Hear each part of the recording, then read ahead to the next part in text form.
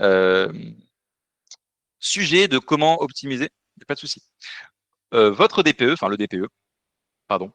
Euh, Premièrement, avant de parler de conseils, d'astuces, bah, il faut comprendre certaines choses dans le DPE. Il faut comprendre notamment la donnée d'entrée. La donnée d'entrée, c'est les informations que va prendre en compte le diagnostiqueur. Il faut savoir que la réglementation veut que le technicien utilise les informations qui lui sont données dans un ordre de priorité bien précis. Il ne peut pas faire n'importe quoi. Prenons l'exemple d'un mur et de son isolation. Premièrement, en termes de priorité, tout d'abord, le diagnostiqueur doit voir si l'isolant est visible. Par exemple, via un trou dans le mur ou alors via une prise démontée. Ça, c'est sa première obligation, de vérifier si l'isolant se voit ou pas quand il vient.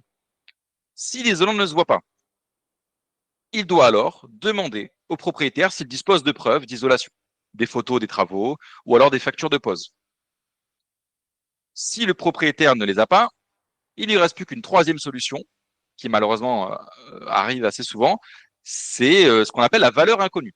La valeur inconnue, qu'est-ce que c'est? C'est tout simplement le diagnostiqueur qui respecte la réglementation et qui dit bah, je n'ai aucune preuve, donc je ne sais pas.